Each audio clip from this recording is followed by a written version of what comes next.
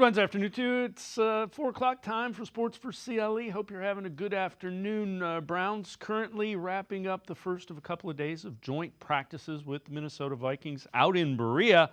They were busy earlier today, though. The Browns got that new deal done with linebacker Jeremiah Owusu-Koramoah.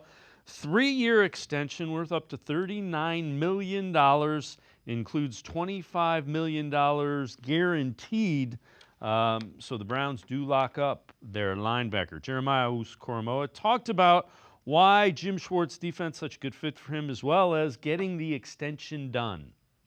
Been a while negotiating, but man, it feels good. Feels like I'm loved, right? Feels like that, I have an opportunity to respond to a lot of the different things that's going on in my life and a lot of the different things that have been going on, and it feels good to be locked into a place and have the place also respect you and give you honor as well. So Jim's defense, why was it so suited for you, and where can you go next with it? Yeah, I mean, anytime you have a different scheme, right? It's all about progression. It's all about learning the scheme, but it's also about the relationships that you build with the coach, the relationship that you build with your teammates. So the scheme, I think, that allows me to be myself per se, right? And it allows me to really tap into the personnel that I believe that I fit into, which is being very diverse. Whether it's blitzing off the edge, staying in the middle, being in pass coverage, pass rush, whatever it may be. So I feel like it's a diverse defense, and it works well with different personnel. So it's a 3-year, $39 million extension. Andrew Berea issued this statement on the extension. When we drafted Jeremiah in 2021, we thought he was a unique player who embodied the skill set needed to defend the linebacker in modern-day NFL. 3 years later, he's shown himself to be among the best at the position. Player that lives behind the line of scrimmage because he's a heat-seeking missile with rare shape-shifting movement, skills that would make Neo, Trinity, and Morpheus blush. Wow, that's an Ivy League reference there. Jeremiah has overcome personal tragedy and has served the community both domestically and abroad. Maintaining an infectious energy is everything he does. We are proud that he will represent our organization for years to come. Let's welcome in Sam Monson, formerly of PFF, Pro Football Focus, moving to the 33rd team where he will host Check the Mic with Steve and Sam. Sam, congrats on the new podcast. Appreciate the time. When you look at Jeremiah Owusu-Koramoah, what do you see? Yeah, like it was a Matrix reference there from Andrew Berea from the old movies. The slow motion ability to dodge bullets effectively is what he's saying, and it's dead on, right? Like when you watch Jeremiah Owusu-Koramoah, he operates at a different speed to everybody that's trying to block him. Steve Palazzolo, my podcast co-host, has said he reminds him a lot of Troy Polamalu from back in the day. That different level of intensity, of anticipation, of speed. When he goes, it is like a heat-seeking missile, and he just zooms to the right place at the right time and makes a play. I love watching JOK play the game, and I think he's one of the most exciting linebackers in the game to watch. And he's definitely developed as a player and become one of the better ones as well. Yeah, it had a number of tackles for loss and was among the best at the linebacker position. The guys ahead of him were technically outside linebacker DN types, so that type of talent. And Polamalu is a Hall of Famer. So this is kind of interesting as well.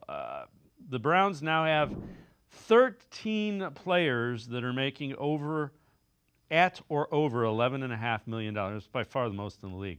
Watson, $46 million. Garrett, $25 million. Denzel, $20.1. Cooper, $20. Jerry Jeudy, $17.5. Bitonio, $16. Conklin, $15. Dalvin Tomlinson, $14.25. Wyatt Teller, $14. David Njoku, $13.68. Delpit at $12. Zadarius Smith at $11.5.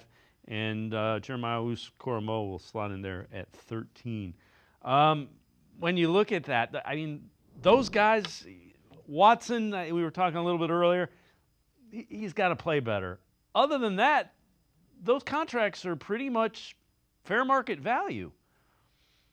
Yeah, and I think that's the key. The salary cap has been getting pushed higher and higher. $10 million now is not what it used to be. It's a backup deal in some positions. It's not top of the market money. Really, the number actually in that list that's the one to focus on maybe is the $20 million a year number. And The Browns have 4 of those guys. And when you look at who they are, it's their quarterback, it's their number 1 receiver, their number 1 cornerback, and arguably the best defender in football in Myles Garrett, their best pass rusher. So if you were drawing up an instruction manual for how to allocate your money in a salary cap era, in a salary cap defined league, and where should that go on the roster, it would be those 4 positions. It would be those 4 players on the roster. So I think it's correctly allocated through right players. The question is, of course, as you said, Deshaun Watson. It's one thing having a quarterback taking up a big chunk of your money in a huge salary cap number. It's another thing when that guy simply isn't living up to that salary, and that is the big problem that they potentially have. But this is a championship caliber roster, and that's the kind of money it takes to build a championship caliber roster.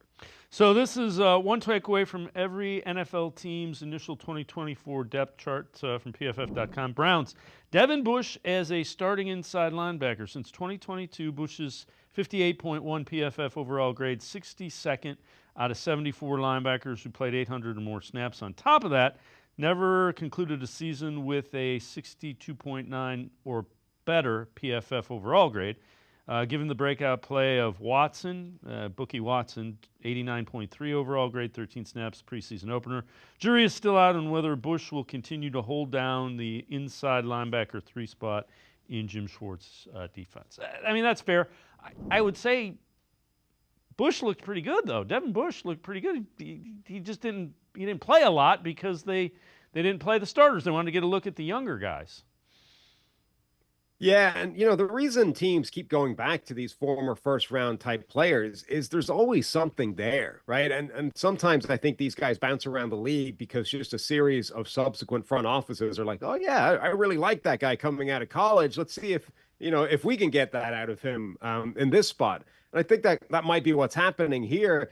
Devin Bush's college tape, I thought, was fantastic, and he was an aggressive, downhill, thumping linebacker who could make plays behind the line of scrimmage. Obviously, you've got JOK, who's just been signed and is the star of that group. But maybe in a Jim Schwartz defense, you can kind of rediscover that version of Devin Bush and maybe slim down the ask for him and really streamline what he's being asked to do and just let him focus on that downhill attacking type of play. So mentioned joint practices going on, and we get some word out of Berea. Denzel Ward did not practice today. He's in the concussion protocol after tackling Elijah Moore Monday. He kind of got up and was shaky a little bit. And the reason we bring that up, Sam, as you know, concussion, he's had a couple of them, and you always get concerned with multiple concussions for a guy, especially an elite defender like Deshaun Watson. Yeah, it's definitely scary when a guy gets multiple concussions, and particularly because there's not a whole lot you can do about it. It's not the kind of injury that you can, try and work on from a medical standpoint and sort of try and reinforce other ligaments or other areas to try and, insulate that thing. It's almost random chance and luck and good or bad to either avoid them or become susceptible to them. And sometimes guys will go and they'll get multiple concussions in short order, and then they won't have another one for years. So definitely a concerning time. On the other hand, it kind of gave Martin Emerson a chance to be their number 1 guy and go up against Justin Jefferson during these joint scrimmages with the Vikings. And generally, the reports have been he held his own. There's a few clips out there of him having really nice reps against Justin Jefferson. Obviously, Jefferson, the best wide receiver in the NFL, or right up there with Tyreek Hill. He's going to get some wins. He's going to get some one-on-one success. But Emerson being able to go up against him and hold his own, I think, is really encouraging. So we'll take a look at some of what went on out Browns and Vikings. We can only show you video of individual drills. Can't do the team drills. So here's some of the individual stuff. Deshaun Watson early on finds Amari Cooper. Hit him right in stride. Also able to find Elijah Moore underneath. Again, good stuff. And then, again, this time it's Jerry Jeudy who did a lot of work in the drills today for the first time, really extensive. Vikings quarterbacks warming up. It was announced J.J. McCarthy, their rookie they took early in the first round, will miss the entire season with a torn meniscus, so that was repaired. Also, some news coming out from the team portions of it, and it was Deshaun Watson, 6 of 9 in the first 7-on-7 sessions. Again, most completions short, checkdowns over the middle. And this, again, is something we do not want to hear. Jordan Addison, really talented young wide receiver for Minnesota, left via cart. No word on that injury. But again, you never want to see guys banged up in joint practices. So, again, you don't want to get too crazy with stuff. The good news is Watson's coming back from his shoulder surgery, and you can see he's progressing. He's able to throw the ball effectively. You saw on time, and they're tailoring the offense to his skill set.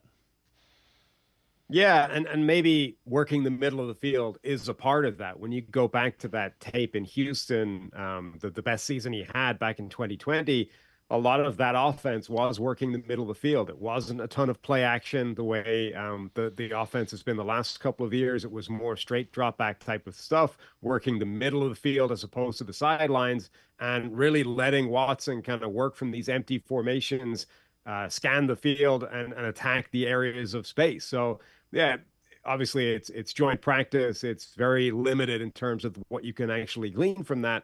But a shift in that direction is tallying with tailoring an offense that would best suit what we've seen from Watson when he was playing his best football. You know, it's also interesting. It seems like a lot of the coaches prefer, at least maybe it's because Kevin Stefanski appears to, they prefer to do the work in joint practices relative to getting their starters work as opposed to preseason games. And I guess that's a good thing because my guess is that's the way it's going, especially if they expand to 18 regular season games. Yeah, coaches generally love those joint scrimmages. And it's because you can control the environment. Like preseason is a degree of control, but ultimately those guys are playing real football. They're tackling them all the way to the ground. You know, they're risking more than you need to risk. Whereas in joint practices, you know, both coaches can agree, okay, we're only going to go this hard. We're not going to tackle guys all the way to the ground. We're sort of theoretically going to reduce the risk of injuries while still get kind of live reps against a completely different opponent that isn't used to what you're doing. So it sort of brings a lot of the positives of game reps without necessarily 100% of the injury risk.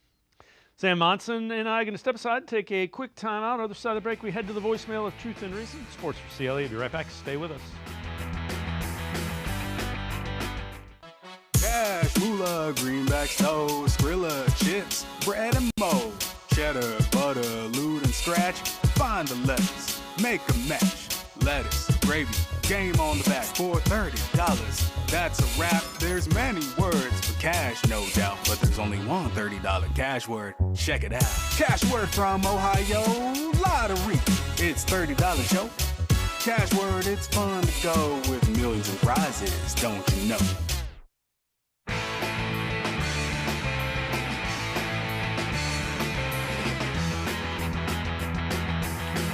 We continue talking Browns with Sam Monson, soon to be of the 33rd team. He will host Check the Mic with Steve and Sam. Let's head to the voicemail of Truth and Reason. Hi, this is Rico. I'm calling in regards to Mike Hall. This is very sad and disturbing allegations against Hall. I know that these are grown men and the Browns can't follow a player home and babysit them. But this is now the second D lineman that has been accused of committing crimes, the other being Winfrey. Obviously, the most important aspect of this horrible situation is that Mike Hall gets psychological help and his allegations are resolved one way or another. Is there any underlying character traits that Andrew Berry is ignoring when selecting a player? Or is it just coincidence and unforeseen circumstances that two young D linemen have basically ruined their careers before they even began? Thanks. As always, appreciate all the voicemails. Sam, Andrew Berry's kind of guy that he believes kind of second chances. I mean, the reports were there on both guys, and Andrew Berry's talked to him and decided to give him a chance. When you give a guy a chance, sometimes they mess up. And again, yeah, it's really disturbing, the police report with Mike Hall. Mike Hall was actually practicing today, got banged up, and had to leave with a trainer. It's concerning, and it's especially concerning because he's 21 years old. Right. Yeah, I mean, basically no team in the NFL operates with a true zero tolerance policy on kind of character red flags, if you like, right? Nobody is out there with a team full of choir boys, as the old saying goes, and no red flags of any description. Everybody is deciding when they are going to draw a line in the sand and say, no, this is too much, this is too far, this is a character with too many mistakes, too many previous incidents, and we're not going to go there. But ultimately, everybody is making a call every step of the way, whether this is good enough, whether this is something we can work with. Do we like him enough to take the risk on?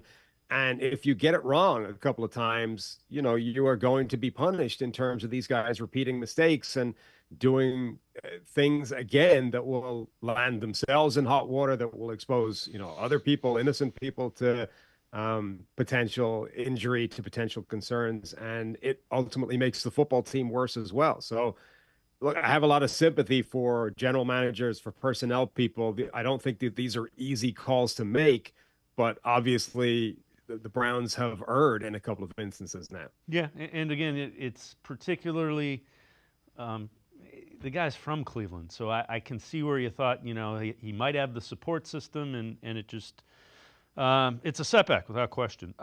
This is from PFF Browns Twitter. So Zach Zinter, NFL preseason debut, 22 pass blocking snaps, no pressures, 86.0 pass blocking grade.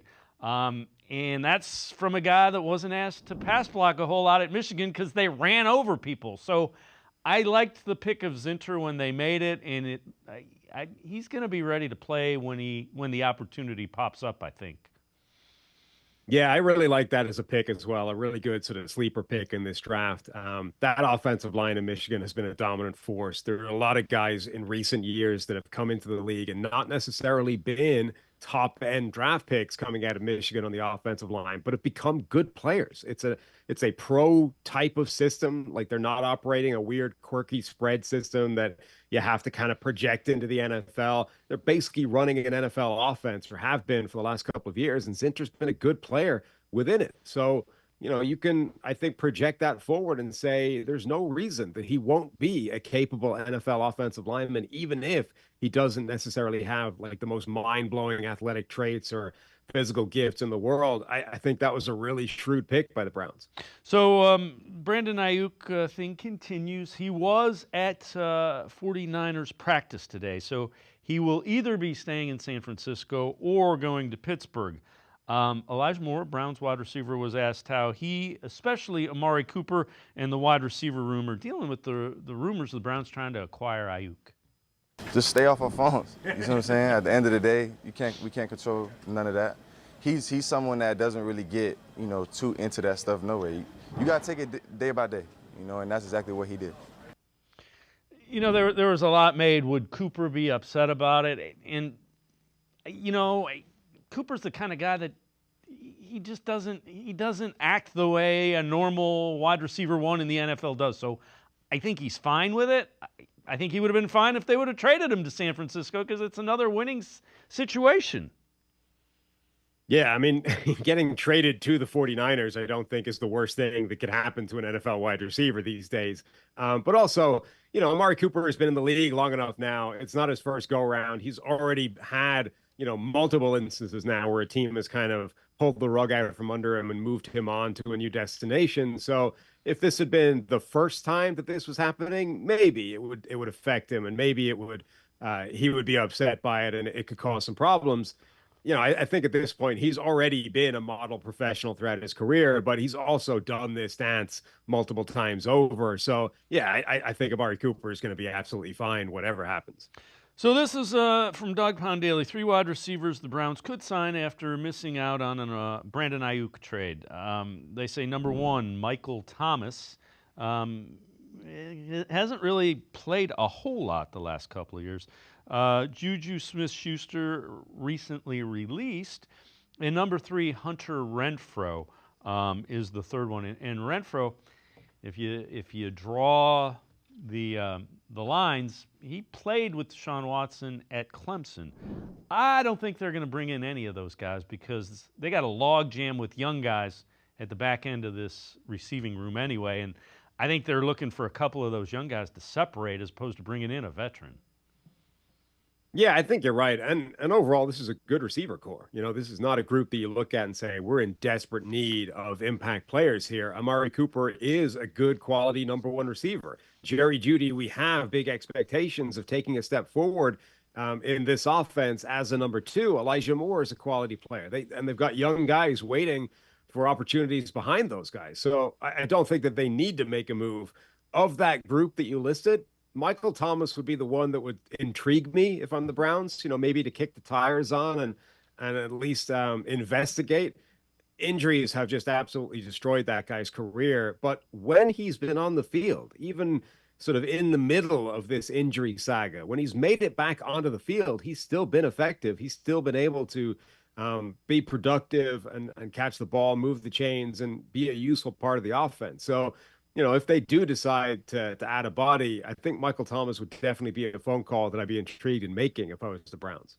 Sam Monson, soon to be of the 33rd team, host of the Check the Mic with Steven and Sam. And we're going to take one more time out of the other side of the break.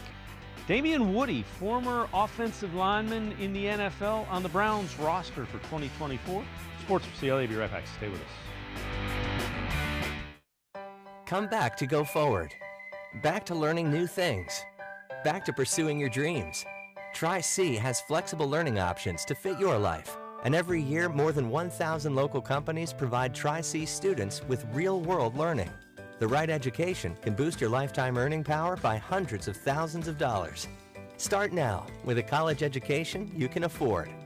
Tri-C, where futures begin.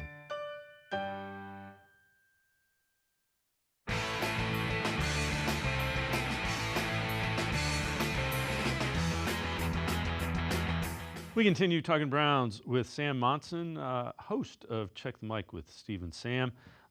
Damian Woody, former NFL offensive lineman, about the Browns roster in 2024 and the importance this season for Deshaun Watson. This from ESPN's First Take. Cleveland's roster? I'm sorry, there's not, maybe the 49ers can match the Cleveland's roster. They are stacked on both sides of the ball. Okay? All the points that Dan talked about is absolutely a fact. You got a 2-time coach of the year, okay, coaching you. They literally rearranged the coaching staff on offense just to placate to Deshaun Watson because of what they've invested in Deshaun Watson. Think of all what the Cleveland Browns gave up for Deshaun Watson. They're expecting a Deshaun Watson to be the 2020 Deshaun Watson from the Houston Texans. That's the problem. Yeah, but see, that's what that's the expectation. But see, that's the expectation. That's what when we're talking about the root of this question. When we talk about expectation, that's the expectation that the Cleveland Browns are expecting from Deshaun Watson. We need the 2020 version of you because if we get the 2020 version, Deshaun Watson. Who out there can match Cleveland? Player for player out there. Who can match him? Right. We know they got, listen, we know number 15 exists in the universe. We know he's that guy. But if we're talking about the whole pie, the big picture, Cleveland has that type of team. They need Deshaun Watson to be Deshaun Watson from 2020. Sam, I get why people might be skeptical of it.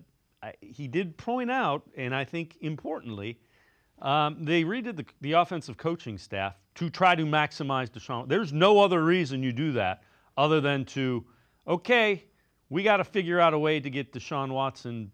He doesn't have to be 2020 Deshaun Watson because he's not going to throw for 5,000 yards. The reason he threw for so many yards was they were always behind. They won 4 games that year.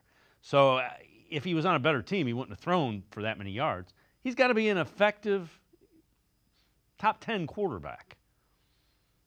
Yeah, I mean, they would love to get 2020 Deshaun Watson back. But you're right. I don't think they need that version of him to come back. They just need somewhere in the middle. They need to split the difference between 2020 Deshaun Watson and the guy that's been in Cleveland so far. If they can find a happy middle ground between those two players, then I agree with Woody that this is one of the best rosters in the NFL. It might be the best roster in the NFL, players 2 through 53. The problem is the guy that they paid all the money to, the guy that they went and traded for, has simply not been that player so far in his Browns career. And if they can get anything like that back, the Browns, I think, immediately become legitimate contenders. When you think of, and we touched on this briefly, when you look at what he did well in Houston, what did you see? Because remember, back in those days, they were talking about Mahomes, Watson, and they were kind of on the same level. What did he do well? What were his strengths? Yeah, so that offense in Houston, they spread things out. They used a lot of empty formations, and this is where, the Browns last couple of years, they've used a lot of empty formations as well. So that's one area where it's similar. But they didn't necessarily attack deep down the field. They didn't run a ton of play action. They targeted the middle of the field a lot, not outside the numbers. This was an offense that sort of spread things out, used a lot of RPOs, those run pass options, gave Watson options, places to go with the football, gave him simple reads, and let him just be a playmaker, whether it was choosing the right option, run pass, whether it was taking off and making things happen himself, scrambling or extending the play. It was tapping into all that.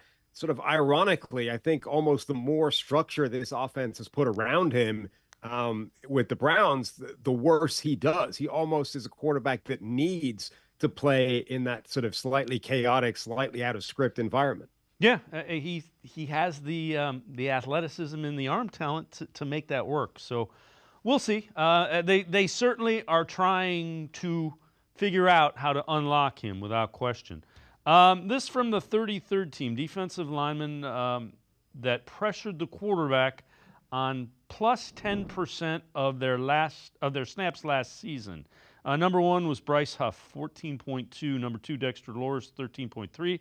Bosa, 12.5. Aiden Hutchinson and Myles Garrett just over 11. And Zadarius Smith, 9th, 10.2. And a lot of Browns fans get kind of tied up in the sack numbers. Pressure numbers are maybe more important. Yeah, they're certainly hugely important. I think, we've said for years back at PFF that sacks are they're not a good way of measuring how well a defensive player is actually playing. They're really important to get. You want a defense that gets a ton of sacks. You want to get the quarterback on the ground. But the most important thing is pressuring that guy, because it happens just far more often. You are able to impact far more plays by the volume of pressure that you're going to get. And even simply winning a block at the line of scrimmage, even if it doesn't necessarily become pressure, because you are now dictating the timeline that play has to get off in, right? And you are dictating when the ball comes out, and that is helping the cornerbacks on the back end. It's helping the entire secondary. So Myles Garrett, is arguably the best pass rusher in the NFL at just consistently winning his rep time after time. Whether or not that becomes pressure, a hit, a sack, whatever, Garrett is the best in the NFL right now at just winning those reps up front. So Darius Smith is really good as well. So the Browns have this roster that is getting a ton of pressure, that is dictating terms to the opposing offense, and that makes the defense's life as a whole so much better and so much easier. So it's year 2 of Jim Schwartz's defense, and I would argue with Quentin Jefferson. I would say Mike Hall, but we'll see. Mike Hall. Another thing that has come out today, the league has been in contact with the Browns regarding the Mike Hall situation. So the league is going to look into that as well. But you add Jefferson, possibly Mike Hall at some point. You add Jordan Hicks, Watson, Bookie Watson. I would argue that they've upgraded defensive tackle and linebacker. Is it realistic to expect year 2, upgraded middle of the defense, a better defense, or as good a defense as last year with the Browns? I think aiming to be as good as last year is a realistic target, and probably the thing that they're aiming at. Last year's defense was phenomenal. It played incredibly well. It may be unsustainably well, and simply trying to improve on last year is probably optimistic. But yeah, if they can repeat what they did last year and make that defense again, arguably the best unit in football, one of the most destructive defenses out there, then again, that is setting the stage for Deshaun Watson and the offense to take this team deep into the playoffs if they can hold up their end of the bargain.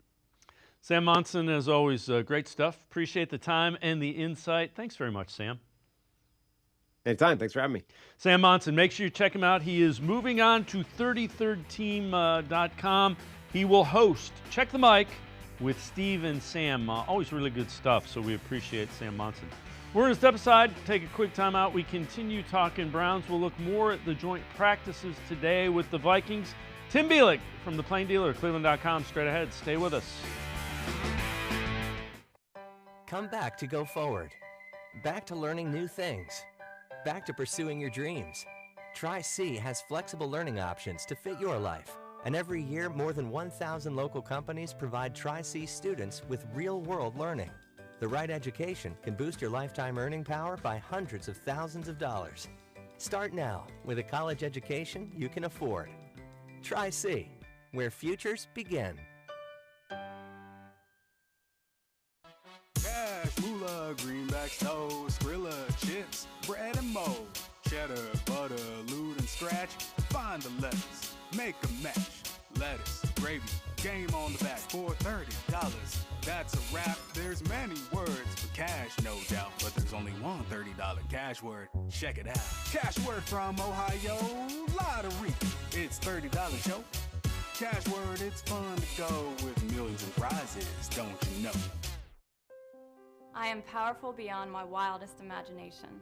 I will define my future. I will keep challenging myself to improve. Because I am a future leader of this great nation. I will be responsible for raising a beautiful family. And educating not only my generation, but many more to come. I will make a difference in my community. And I will stand up for what I believe in. I will not settle for simply chasing my dreams. I will achieve them. Because I was given a chance. An opportunity. A home. At Family, Career, and Community Leaders of America. The ultimate leadership experience. FCCLA has been one of the greatest experiences of my life. It's made me who I am today. Join us. We'll build a new future together.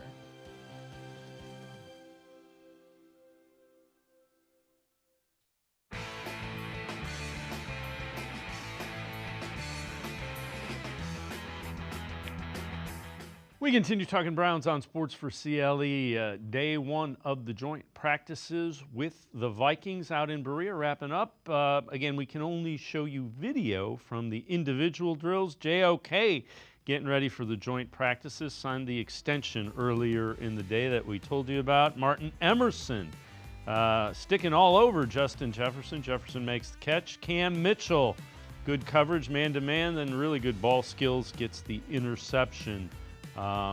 Again from the Vikings. So some news coming out from the team portion of the drills. Browns coaching staff made some adjustments in scrimmage to handle the blitzes that the Vikings were showing them, which is good to see. Is Brian Flores, defensive coordinator, known for kind of mixing things up and doing that. Also, Deshaun Watson looked pretty good. So a couple of passes down the seam to Njoku. One of the deep balls, a deep shot on the seam route, 30 yards, came right back to Njoku as well. This has been a concern. Browns struggle with pass protection again during joint practices, and that was pretty much the news that was coming out of there. Now, again, the line is not what you hope it's going to be, but we still haven't seen Conklin practice. We haven't seen Wills practice. Also some pre-snap penalties. And again, the protection issues that carry over from earlier in camp. And then Lance Reisland, who will be on the show later this week as well, deep out to Tillman during the 2-minute by Watson, says it's the best throw of the day. Let's welcome in Tim Bielik from the Plain Dealer, cleveland.com. Tim, so the reports are Watson looked pretty good. Line was struggling.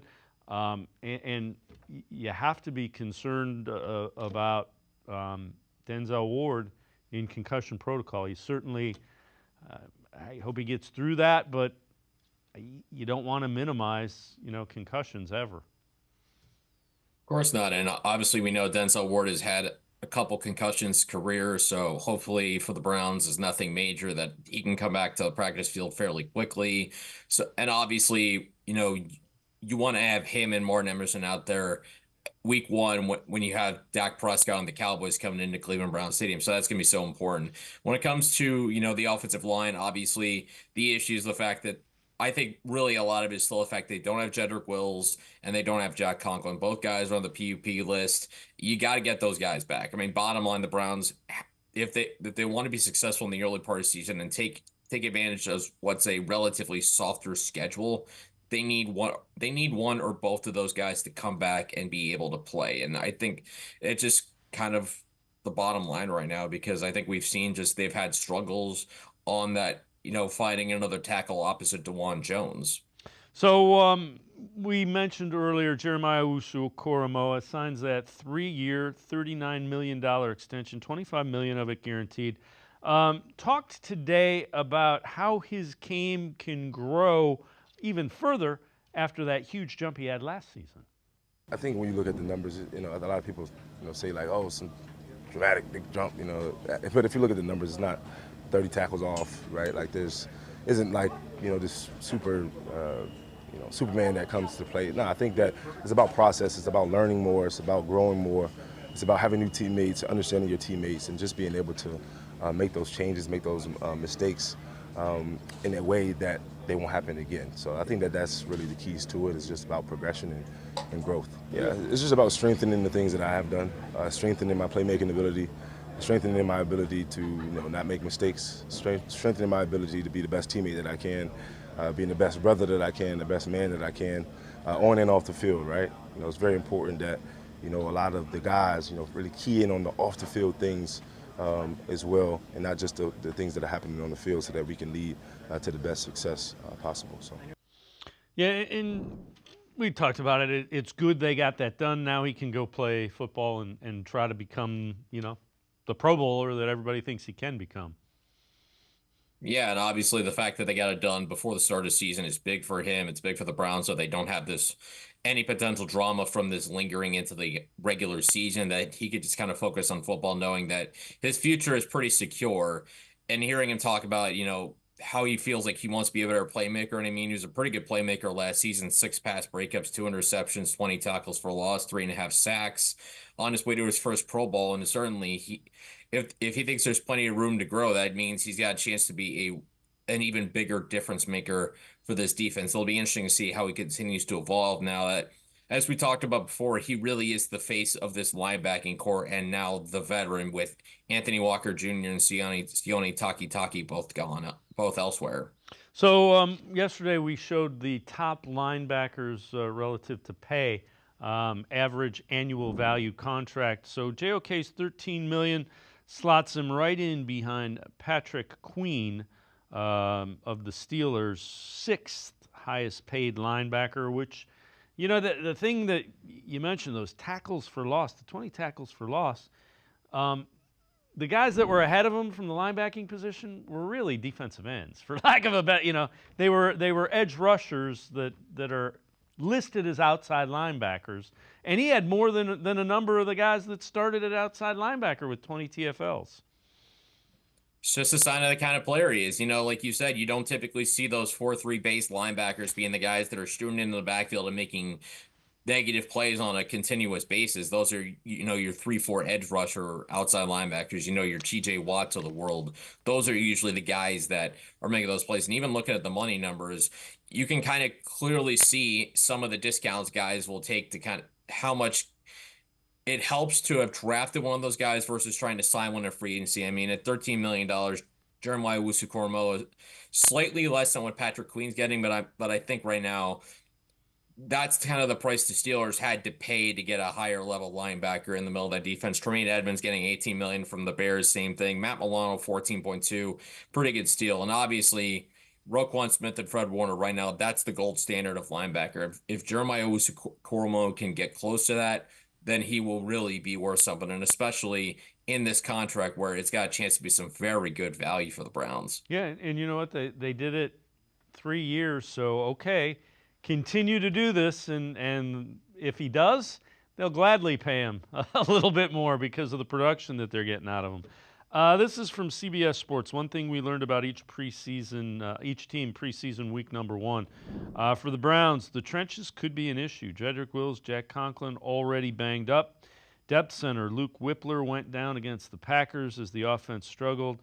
Deshaun Watson and company could have an unstable front. I believe Wills and Conklin will be back. If not, it could be a rough ride at the beginning of the season. Yeah, they're going to need at least one of those guys to come back, especially if it's Wills, so they can shore up the left side of that offensive line. Because at right, you can obviously afford to have DeJuan Jones in there until Jack Conklin gets back, or even when Jack Conklin gets back, and then be pretty good to go. It's kind of the thing, obviously, we've talked all offseason about how it feels like they have 3 offensive tackles for 2 starting spots, and right now 2 of them just, they still need the extra time to get ready to go. And the bottom line is, as we've seen throughout this preseason and training camp, they just need one of those 2 guys back. They really need to solidify that left side of that offensive line, solidify left tackle, and then they can try to be good to go for the season going forward. But if, like I said, if they don't have one of those 2 guys, when you got to play the Cowboys coming up with Micah Parsons in week 1, that's going to make for a very tricky matchup to deal with. They got one of those guys got to be able to come back and get their feet under them and ready to go for the start of the season. Yeah, and I get it. You don't want them. You don't want them out there until they're ready to go because, the line you get beat up on the offensive and defensive lines pretty much every play. Tim Bielik and I are going to step aside, take a quick time out. Other side of the break, we'll head back to the voicemail of Truth and Reason. Sports4CLE. You'll be right back. Stay with us. The Ohio Lottery Partners in Education program is dedicated to recognizing exceptional students, teachers, and schools throughout Ohio. Scan the QR code on screen to nominate students and teachers as Academic All-Stars and Teachers of the Month. They must be currently enrolled or teach in grades K through 12. Is your K through 12 school developing students' literacy skills to achieve success in reading? If so, you can nominate your school for the School of the Year. Students can win $100, teachers can win $500, and schools can win $2,500. Scan the QR code, fill out the forms, and nominate deserving students, teachers, and schools today. The Ohio Lottery Partners in Education program takes pride in honoring exceptional students, teachers, and schools across Ohio. Submit your nomination today. It's fun, fast, and free.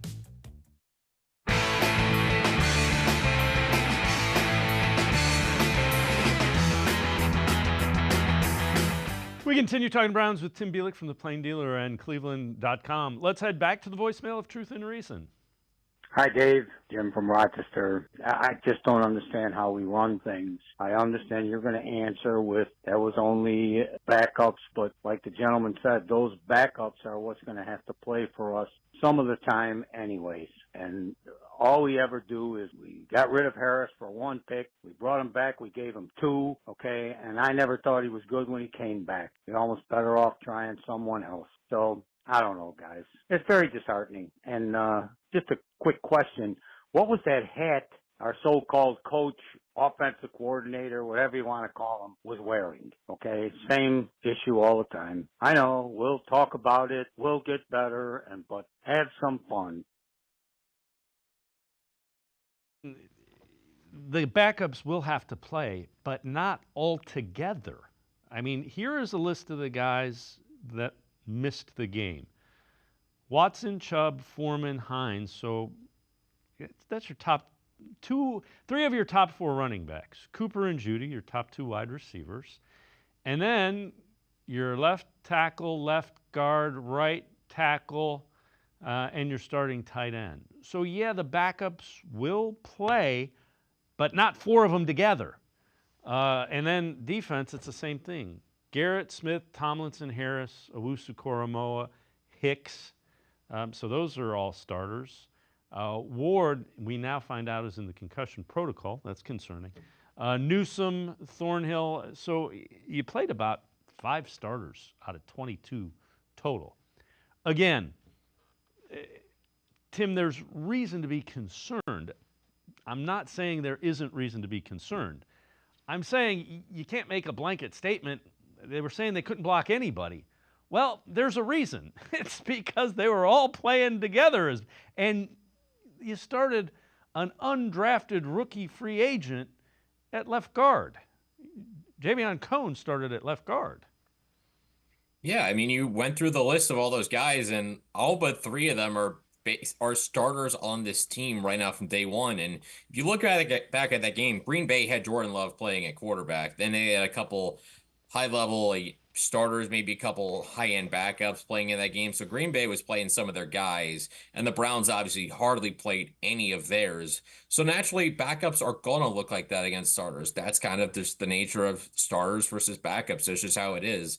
So it's not much of a concern. I mean, bottom line, obviously we know the Browns are very conservative when it comes to protecting their players' health in training camp. They're always going to err on the side of caution. They're always going to be careful, extra careful, because these preseason games really don't mean a lot for the starters outside of, getting back up to speed before the start of the regular season. But bottom line, I mean, just got to see how many of those, the question is how many of those guys would play if it were a regular season game. The answer would probably be the vast majority of those guys that you just showed on that screen would probably be playing if it was a regular season game. I think we could be honest about that. Right, and my thing is the backups, and I can't argue with you're going to need some backups, but you're not going to need 4 of them at once. If you do, you're in for a long Sunday afternoon or Monday night or whenever the heck you're playing. This is kind of interesting. I have thought this, and so Nick Cairns is tweeting this out. Browns cap hell off season. They now have paid Jerry Jeudy 3 years, $52 million. Zadarius Smith 2 years, $23 million. Dustin Hopkins 3 years, $16 million. Jeremiah Owusu-Koramoah 3 years, $39 million, and Amari Cooper got a $5 million raise. So the woe is me. They're going to be in trouble because of the contract. Again, the front office knew what they were doing. They might not be the smartest guys in the room, but they're sure operating the cap like they're near it. Yeah, I mean, there's a couple things obviously at work when it comes to how the Browns are working through the salary cap situation. Number one, the cap keeps going up, and we know that, with the money that Amazon's pouring in, that the NFL is going to have games on Netflix this holiday season. This cap's just going to keep going up and up and up. And when you have that, plus owners in D and Jimmy Haslam that are not afraid to spend money, they're going to spend whatever it takes. When you have those two things, you can really manipulate the salary cap in a lot of ways. And yeah, they got some work to do next offseason to get under the salary cap, but some restructures. There's a couple contracts they could potentially move on from. You could certainly manipulate your way to keeping the cap bill clean, especially if you have owners that are willing to do whatever it takes financially to make sure, restructures can be done, that you can do certain things with contracts. When you have those assets combined with the smart people in the front office who understand the cap balance and understanding it a couple of years down the road, that's where you have a situation where even though it looks like they're uptight against the cap, they can keep spending money and then keep some of the guys around for a couple more years. Yeah, the other thing to keep in mind is at some point in time, it's going to go and add an additional game. 18 games will add 2 more weeks of television revenue, because if you're going 18 games, you're probably going to get a second bye week. So it's the cap, when they go to 18 games, the cap is going to jump pretty significantly. Again, minus a pandemic or something crazy like that, where the economy rocket bottoms out. All right, Dan Orlovsky, ESPN, First Take, talking about why this is such an important year for Deshaun Watson. They went to the playoffs last year starting 5 quarterbacks. Joe Flacco, who's in, I think, his 17th season, came off the couch and took them to the playoffs. At some point, we got to go pay the piper. At some point, we got to prove that we're worth all the conversation and what the organization went through to acquire me, and then to pay me the fully guaranteed contract that basically got him from one situation to the other. It's Deshaun Watson. 4 years ago, Deshaun Watson was on track to be the best player in football outside of maybe Patrick Mahomes and Lamar Jackson. Right now, he's struggling to prove he's still a starter in this league. I don't think that's unfair to say. This is a football team that absolutely has the capability to make the AFC Championship game when it comes to their roster. We don't know who the quarterback is anymore. We don't know.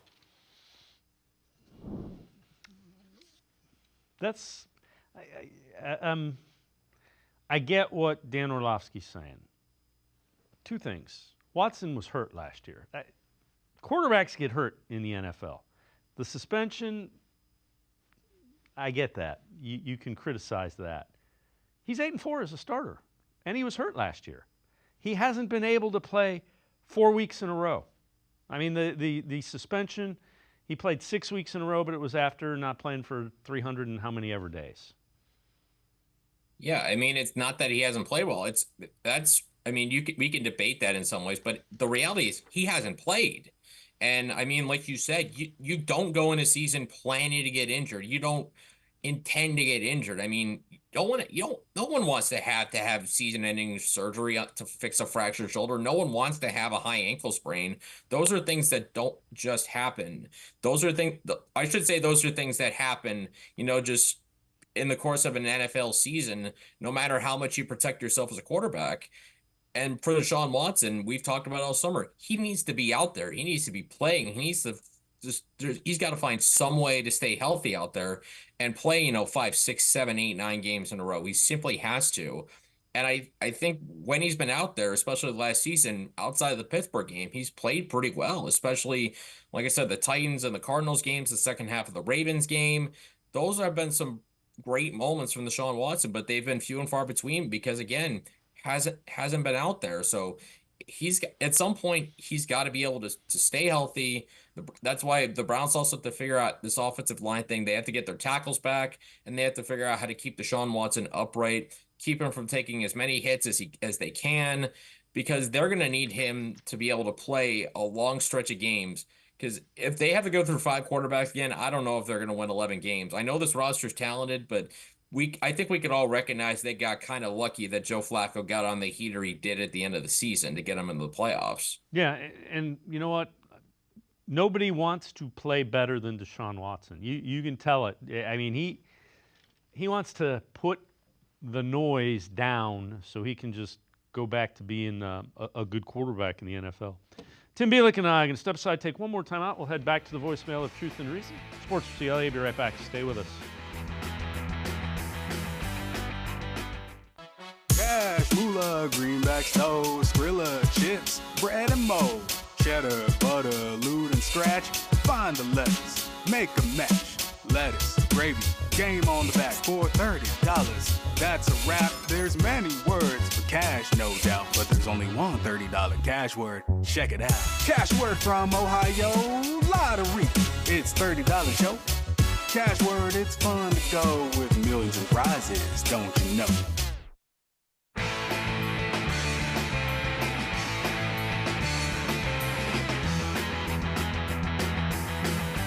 We continue talking Browns with Tim Bielik from the Plain Dealer, cleveland.com. Let's head back to the voicemail of Truth and Reason.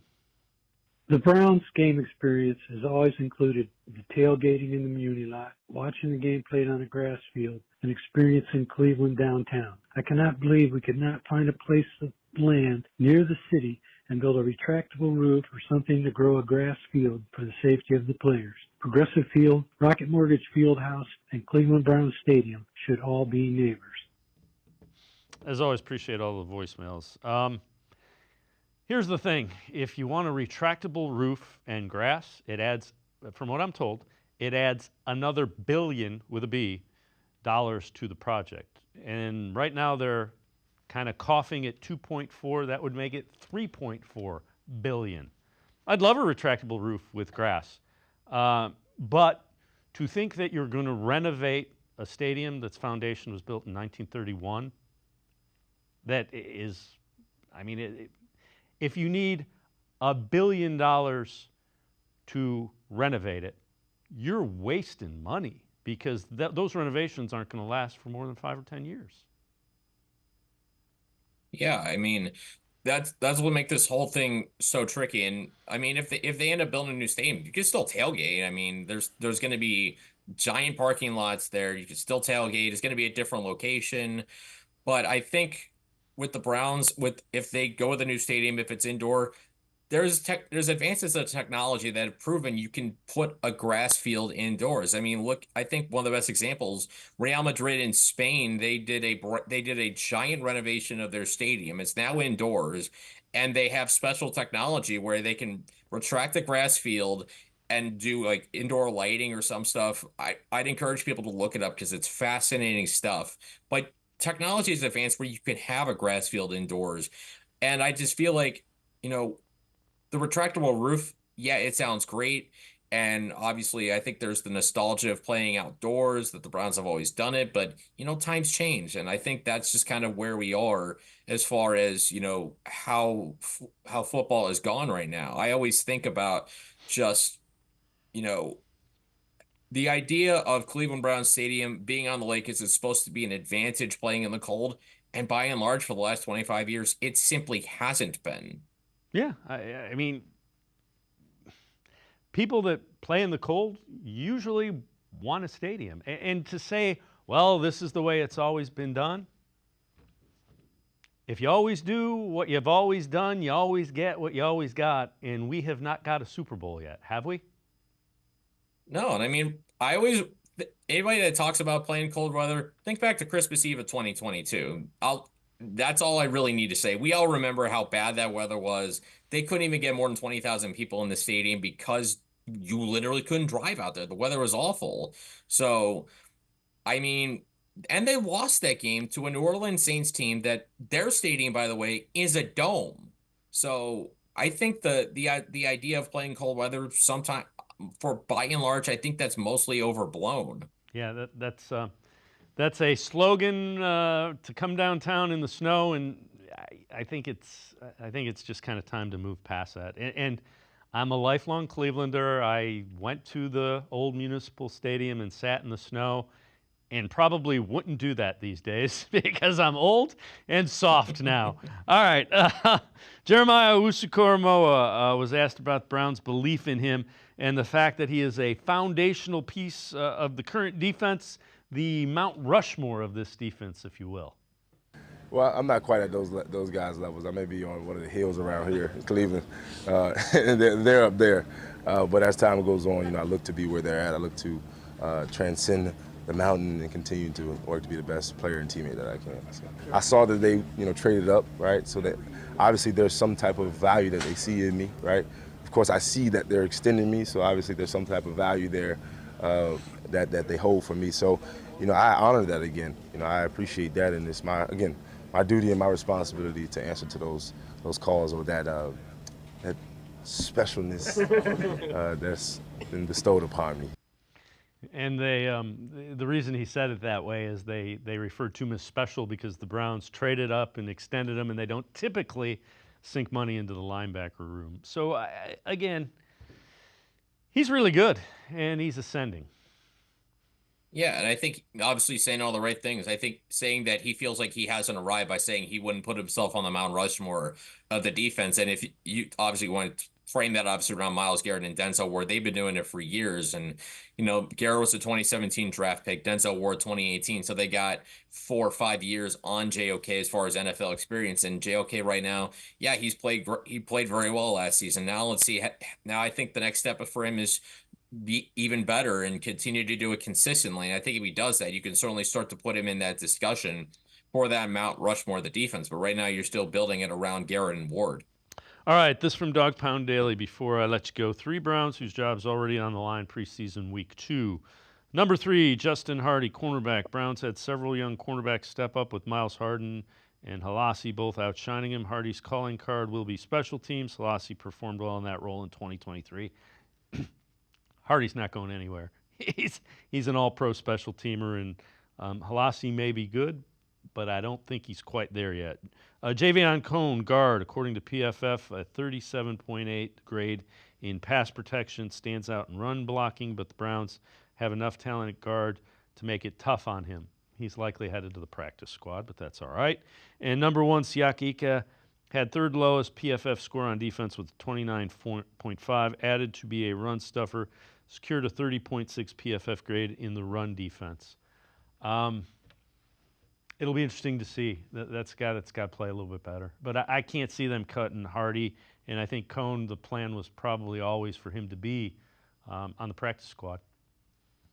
Yeah, I mean, he's a UDFA. There's a reason guys like that don't get drafted. It because they have things they seriously need to work on. And with Cohen, probably a guy that needs to be in a pro environment for a year and learn behind guys like Joel Bitonio and Wyatt Teller, learn how to be a professional and what it takes to be a professional offensive lineman at the NFL level. So for me, yeah, I mean, the fact that he's getting those reps out there is good for him. So he could really take that, you know, whatever happens this season, maybe take out the practice squad and see where he goes from here. But with Siak Ika in particular, it's concerning that he really hasn't taken that leap into year 2. The stuff out of Berea and the stuff you hear about training camp is that Cedric Tillman has really taken that leap and he's starting to really become the player that the Browns hope he can be. Obviously, it has to translate to the regular season. It has to play itself out. But Siak Ika not looking good in that first preseason game does not bode well for him going forward, especially because the Browns, in addition to what they had at defensive tackle, Dalvin Tomlinson, Shelby Harris, Mo Hurst,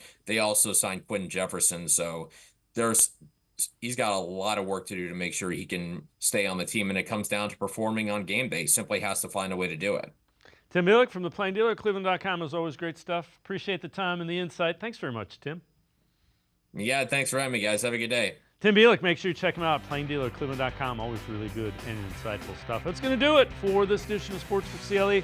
We'll see you back here tomorrow at 4 o'clock. Have a great night, everybody. See you tomorrow at 4 on Sports for CLE.